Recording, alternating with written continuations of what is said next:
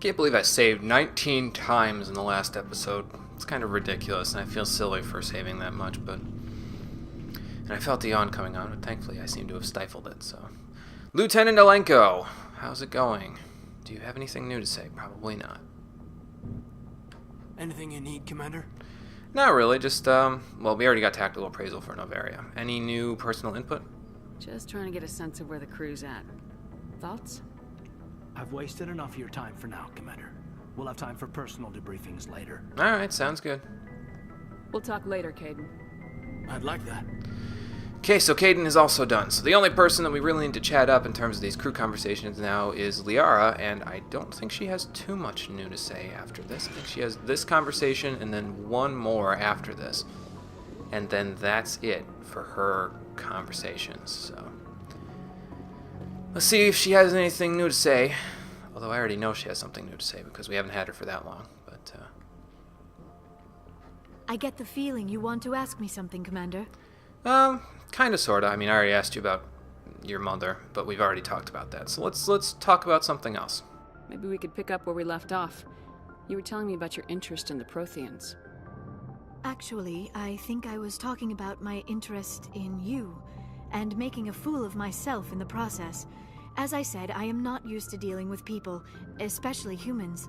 I did not really know much about your species when we first met, Shepard. I found it hard to take humanity seriously.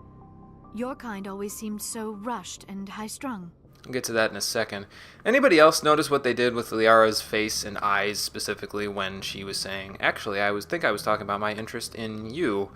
She kind of looked away for a second because she was a little embarrassed by it, and then she looked at you when she said the word you, and she batted her eyes like she was flirting with you. It's a nice touch, guys. It was a good little detail, you know. It's those little details that get to me. But anyway, rushed and high-strung. Yeah, we don't live 1,000 years. We don't have the luxury of time, and Asari can live for 1,000 years. We're lucky if we hit 150. That is true. At first I thought that was a weakness of your species. After spending time with you and your crew, however, I think it may actually be an advantage. You humans are creatures of action. You pursue your goals with an almost indomitable determination. It is an admirable trait, but also an intimidating one. Never really thought about it that way. I mean, I don't really see myself as I guess I kind of see myself as intimidating, but I would think that Krogan would be more intimidating than we would. You're scared of us? Unfortunately, the rest of the galaxy sees humanity as something of a bully. You run over anyone in your path to get what you want. It is up to people like you to change their minds, Shepard. Well, I'm doing the best I can. I'm trying not to do things the fast way. You gotta do things the right way, but, sometimes it's tough. I'm doing the best I can, Liara. There is a reason the Council chose you to become a Spectre. They saw something special in you. The best of what humanity has to offer. I looked into your history. I know what happened on Akuz. The fact that you survived shows a remarkable strength. You know, there was another Asari on the Citadel who said the exact same thing to me after she found out that I was on Akuz, but, I mean, you were both Asari, so I can't really, say that it's that surprising that you'd say something like that. But you looked up my history, huh? You didn't need to go behind my back. I would have told you whatever you wanted to know. I apologize, Commander. After our last conversation, I was afraid I would say something stupid again. I wanted to know more about you, to understand what made you into the woman you are. There is something compelling about you, Shepard. I don't think I like where this is going. You're interested in me because of my visions. You just want to know more about the Protheans. I admit, your connection to the Protheans had something to do with my initial interest. But it has grown beyond that. Oh, no. My interest in you, however, is strictly professional. Okay, I good. want to make that clear. It is obvious that you and Lieutenant Alenko already have some type of relationship. I would not want to come between you.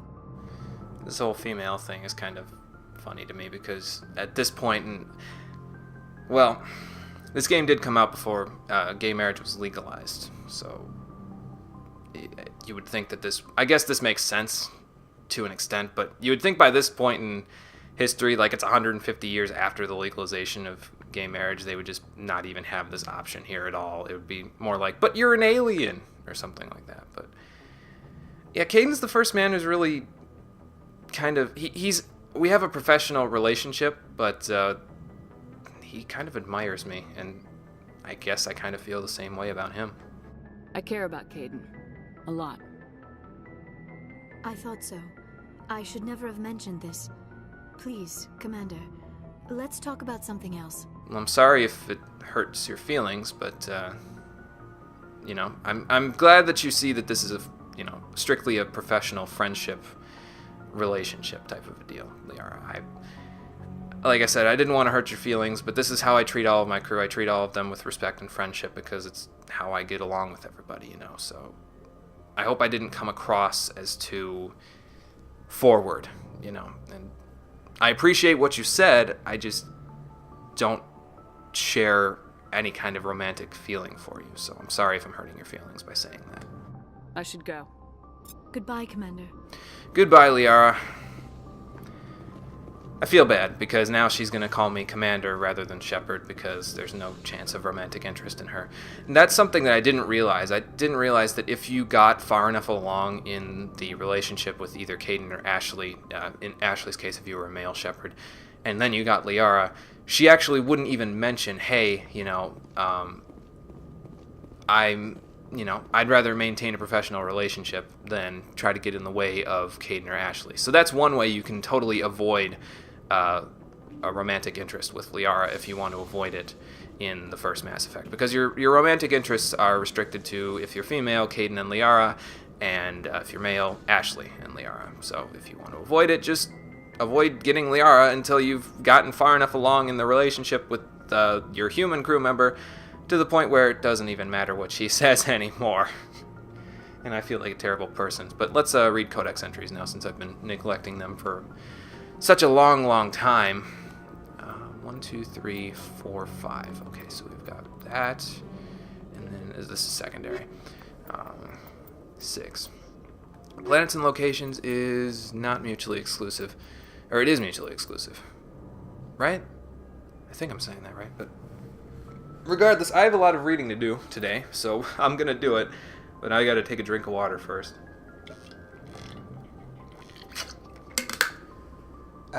There we go. Now then, what have we got here? This seems like a new one. I hate it when it's at the top of the list because I can never tell if it's actually new or not, but I'm pretty sure this is a new one. So let's have a look at this. Sorry, culture.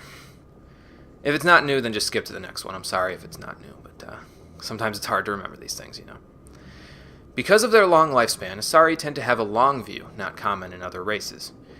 I would say it's common in the Krogan, but the Krogan don't really think in terms of the long term, do they? Because even though they live as long as Asari, they don't think in those terms. When they encounter a new species or situation, the Asari are more comfortable with an extended period of passive observation and study than immediate action. They are unfazed that some of their investments or decisions may not pay off for decades or even centuries.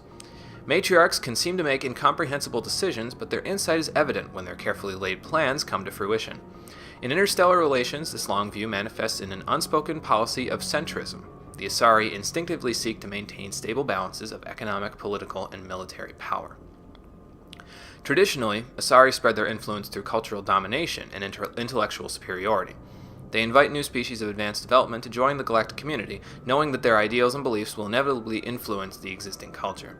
So the Asari grow in terms of not only their gene pool, but also in terms of their culture when they invite new species into their fold, because it allows them to get to know them better, and then their culture is malleable, so it changes based on what other cultures, the best of what other cultures offer. So that's how that goes. Asari religion, probably a lot to do with matriarchs. The pantheistic mainstream Asari religion is Siari, which translates roughly as all is one. The faithful agree on certain core truths. The universe is a consciousness, every life within it is an aspect of the greater whole, and death is a merging of one's spiritual energy back into the greater universal consciousness. Well, they would probably have a lot to talk about with the Geth. Siarists don't specifically believe in reincarnation. They believe that spiritual energy returned to the universal consciousness upon death will eventually be used to fill new mortal vessels. So you never become the same person again. You part of you ends up in a new person, essentially, is what they believe.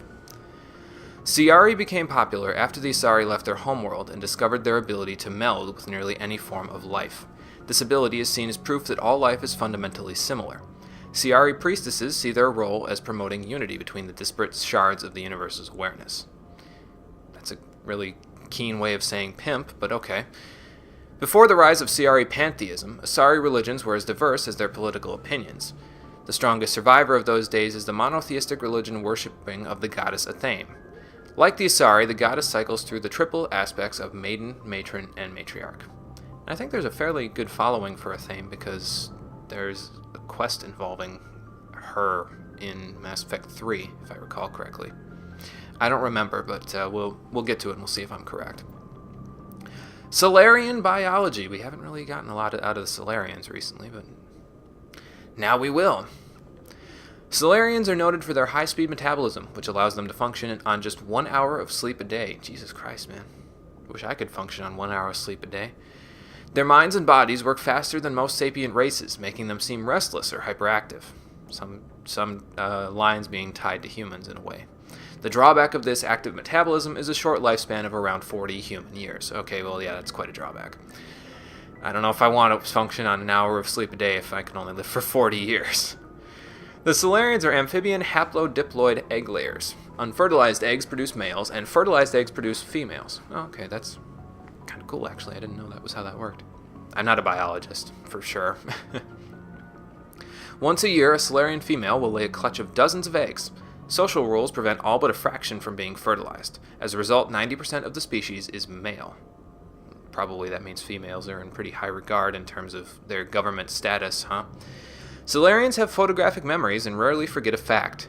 They also possess a form of psychological imprinting, tending to defer to those they knew in their youth. Solarian hatching is a solemn ritual in which the clan Dalatras, or matriarch, yeah, there you go, high established female political figure, isolates herself with the eggs. The young Solarians psychologically imprint on her and tend to defer to her wishes. Oh, they're like little ducklings. That's incredibly adorable. And also kind of stupid, but whatever. I just feel like ripping on every species today, don't I? I'm sorry. I like the Solarians, actually, so I shouldn't be ripping on them. During the hatching of daughters, the Dalatrases of the mother and father's clans are present at the imprinting. This ensures the offspring have equal loyalty to both, ensuring the desired dynastic and political unity. Okay, that makes sense. So it's all political, essentially, in a way. But, well, it's pretty cool, though. Good to know how this all works in terms of... Basically, the Solarians have a plan right from birth for how their children are going to be. The Special Tasks Group. Now that we have some information on them from Vermeer, maybe we can get some Codex on it. Solarian intelligence field agents are grouped into an organization called the Special Tasks Group. STG operators work in independent cells, performing dangerous missions such as counterterrorism, infiltration reconnaissance, assassination, and sabotage. Probably good tech units, but I don't know that for sure. The STG is a proactive organization, puncturing worrisome trends before they become movements. At any time, a dozen groups are operating covertly within the lawless Terminus systems, sowing dissent among the various factions. Civilian analysts also note how troublesome hinge point individuals in Terminus frequently meet unexpected deaths. Gee, I wonder who caused that. STG operators are feared throughout the galaxy for their clear-eyed, remorseless practicality. They are willing to do whatever it takes to achieve their mission, even if it kills civilians or results in the team's own destruction. That's kind of haphazard. In many ways, they are akin to the Council Spectres. Yeah, I was going to say that. Recently, a number of STG cells have been redeployed from the Solarian Union. It is assumed that they are in the Terminus and Attican Traverse, investigating reports of Geth activity beyond the Perseus Veil. And for good reason. The Geth coming out of hiding after 300 years would draw the units that can probably do the best amount of reconnaissance work in the galaxy, so it makes sense. Turian religion. Although Turians have a strict moral code, their belief in individual responsibility means that the concepts of good and evil are simply the individual's choice between egotism and altruism in any given decision. They have no concept of good deities that encourage noble behavior or evil ones that tempt individuals to misdeeds, so it's all up to the individual and they are punished as such. Or, rewarded as such if they make a decision that's beneficial. Anyway, Turians believe that groups and areas have spirits that transcend the individual. For example, a military unit would be considered to have a literal spirit that embodies the honor and courage it has displayed. A city's spirit reflects the accomplishments and industry of its residents. An ancient tree's spirit reflects the beauty and tranquility of the area it grows within. So it's kind of Japanese culture-ish, but a little bit more, I don't know, it really reminds me of, like, Far Eastern culture. Probably where they drew some inspiration from. Anyway. These spirits are neither good nor evil, nor are they appealed to for intercession. Turians do not believe spirits can affect the world, but spirits can inspire the living. Prayers and rituals allow an individual to converse with a spirit for guidance or inspiration. For example, a Turian who finds his loyalty tested may appeal to the spirit of his unit, hoping to reconnect with the pride and honor of the group. A Turian who wishes to create a work of art may attempt to connect with the spirit of a beautiful location. Turians enjoy absolute freedom of religion and can practice whatever appeals to them so long as it does not impede anyone's ability to perform their duties. There are many practitioners of the Asari Ciarist philosophy. Since opening dialogue with the Human Systems Alliance, some Turians have embraced Confucianism and Zen Buddhism, and like I said, Far Eastern culture influence. And that's probably why they've embraced that sort of stuff, because it's very collectivist, you know? It's very much based on, it's individual, but it's also collectivist. It's based on the concept of a higher power that embodies a culture, you know? Extinct races, are we going to talk about the Rachni? Well, we're going to talk about Protheans and Mars. We already read this one, right? I'm pretty sure.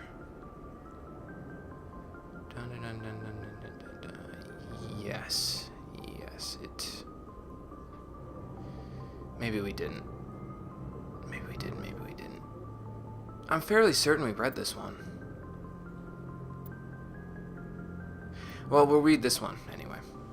On Mars ruins. After 20 years of manned research outposts and nearly a century of robotic exploration, the European Space Agency's Lowell City became the first permanent settlement on Mars in 2103. Within a decade, the United States and China had founded permanent settlements as well. So Europe was the first colony on Mars, huh? That's kind of cool. The U.S. can't be, the first at everything, and I'm glad that they saw that. The South Polar region of Prometheus Planum developed a Bermuda Triangle reputation. Satellites detected intermittent mass concentrations and magnetic field shifts. In 2148, prospectors working near the Deseado crater discovered an underground complex, a Prothean observation post. The odd phenomena were generated by the operation and discharge of a Mass Effect core, struggling to function despite 50 millennia of neglect. Earth was electrified by the news. Humanity was unequivocally not alone.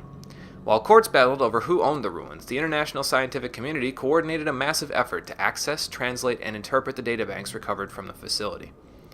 The facility proved to be a biosciences observation post built when Homo sapiens were first evolving on Earth.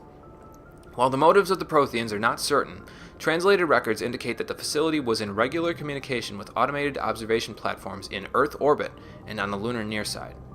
The half-dozen Mass Effect spaceships found in the facility were presumably used for first-hand observation. There were aliens observing us when we were cavemen, is what they're saying, basically.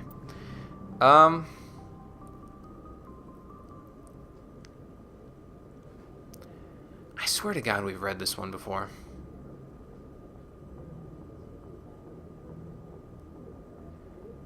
I swear to God we've read this one before, but I'm going to read it again, damn it. Just skip to the next one if we've read this one before. I'm sorry. I can't remember all the ones we have and haven't read, especially when it's these first ones, These are the ones that always get me. The Beacon was a Prothean artifact unearthed on the Alliance colony of Eden Prime. Its resemblance to the Prothean databanks recovered on Mars provoked immediate interest from the Alliance and the Citadel Council. It proved to be a solid-state data storage device, part of a galaxy-spanning comm network similar to the modern extranet. Intact Prothean paleotechnology is rare. The Beacon seemed to promise another quantum leap of technology, akin to the discovery of the Mass Effect drive and relays. Unfortunately, the Beacon also drew the attention of the rogue Spectre Saren Arterius and his synthetic allies, the Geth. A dawn raid by his flagship Sovereign resulted in hundreds of civilian casualties. The Beacon was badly damaged. The motives behind the attack are still being investigated, hopefully coming to a close soon. During the recovery operation, the Beacon fired a pulse of energy at the executive officer of the Alliance frigate Normandy. Actually just Commander Shepard, survived and appears to have suffered no ill effects other than, trauma from the visions that I've had. Afterwards, the beacon fell inert. The mechanism appears to be dead. See, some parts of that sound familiar and some parts don't, and that's why I'm worried that we might have read it before, but it's possible we didn't as well. So I'll do non-council races, and then we'll go over to planets and locations for primary. I think it's just going to be the one on Vermeer, honestly, and then we'll do the next two. So.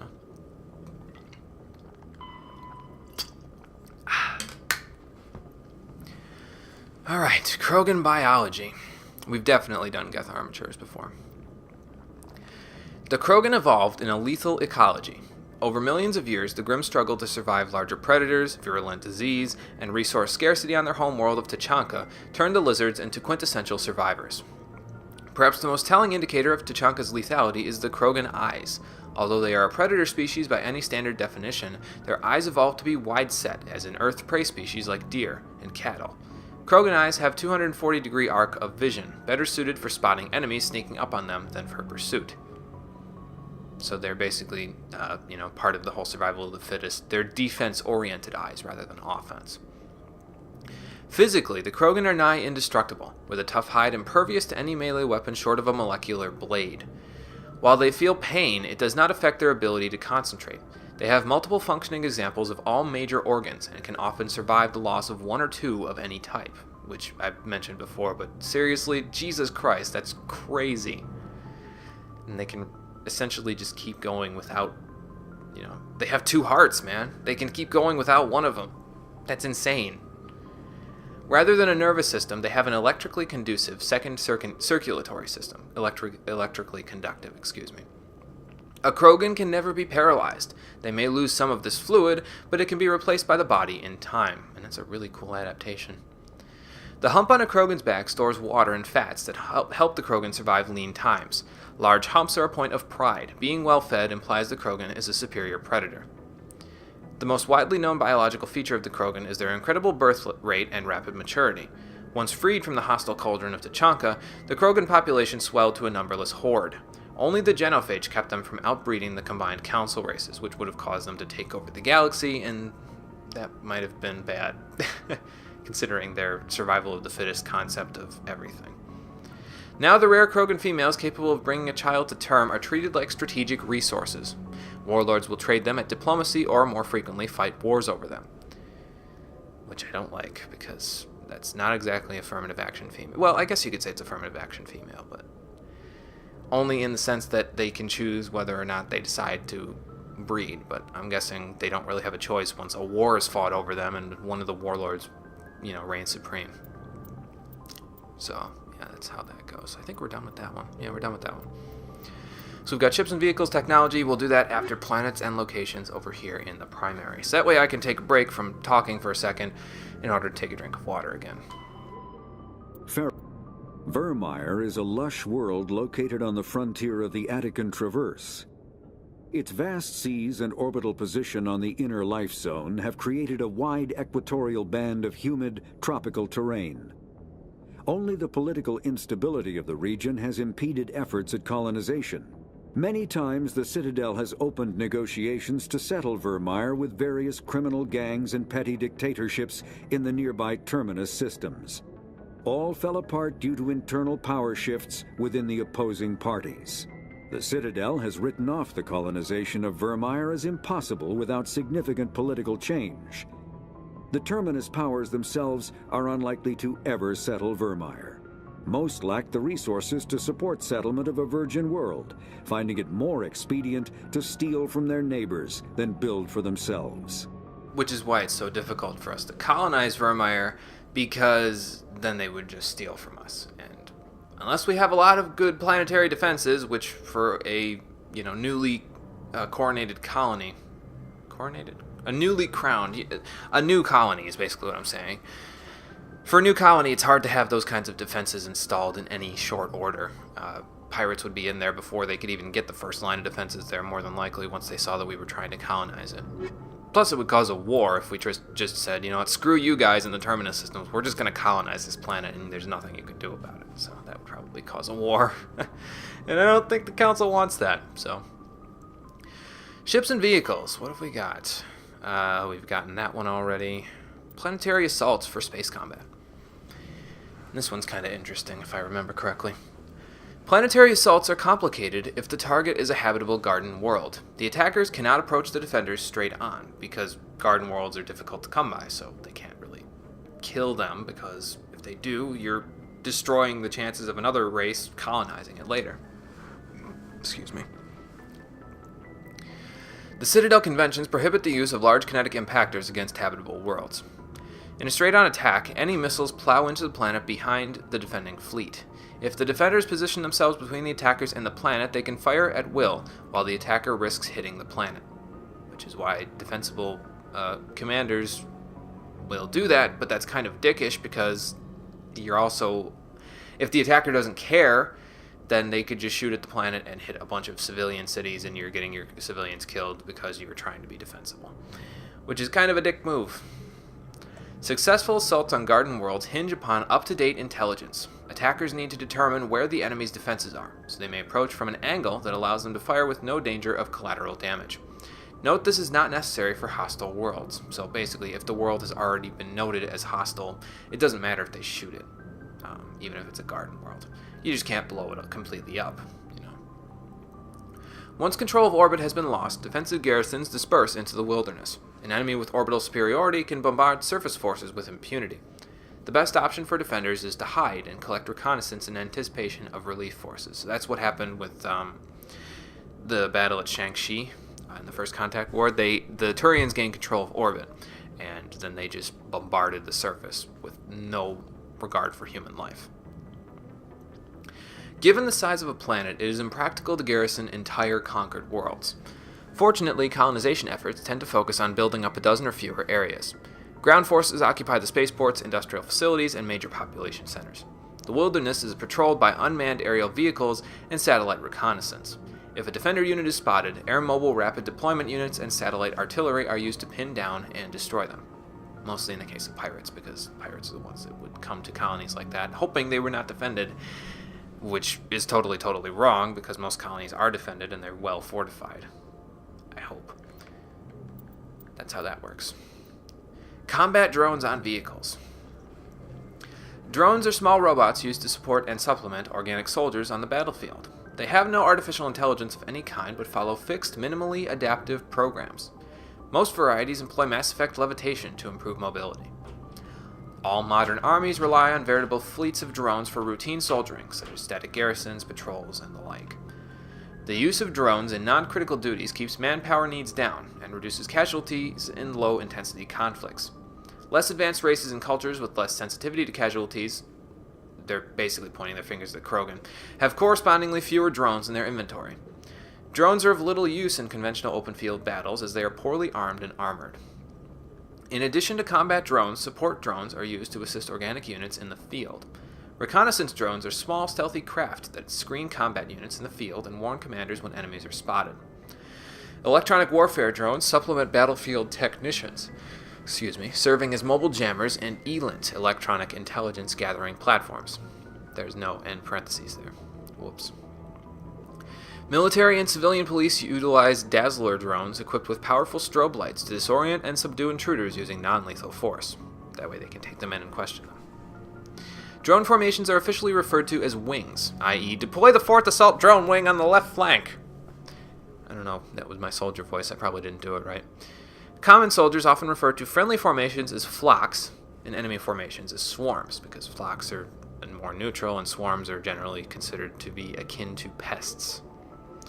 But I wish they did more with drones in this game, because this is pretty much all you get in terms of drones.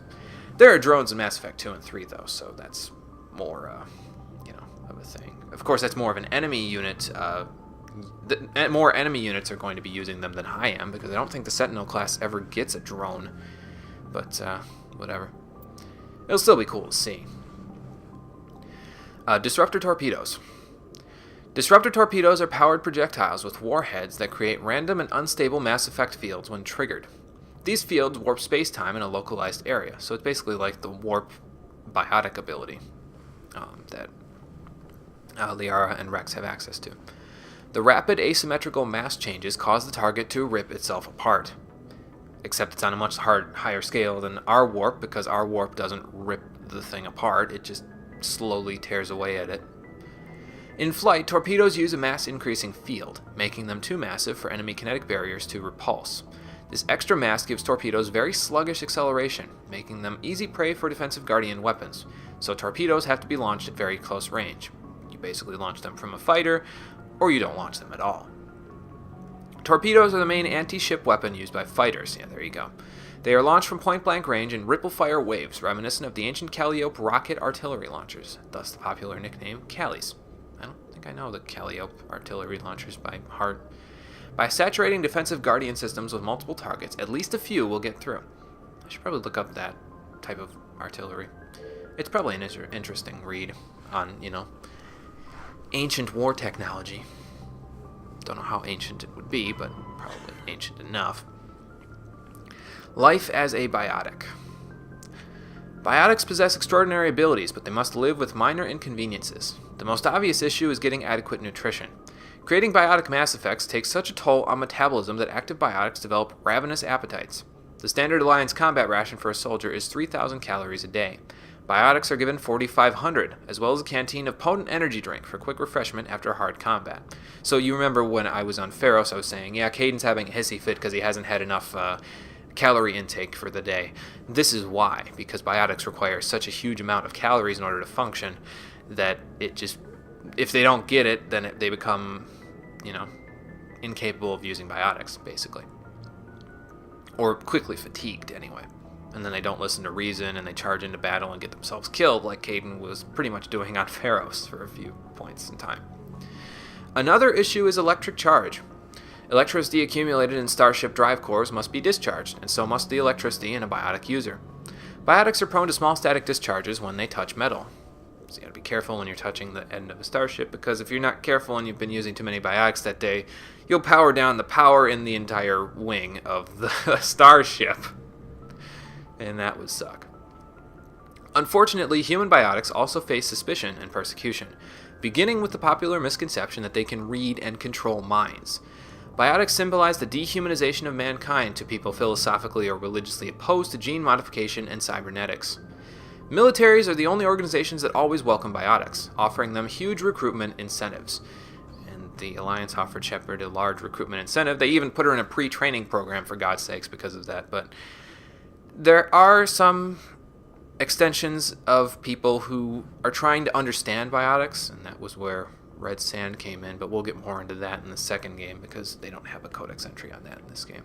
Just know that Red Sand is used to emulate biotic abilities for a very short period of time, and that was why it was so popular.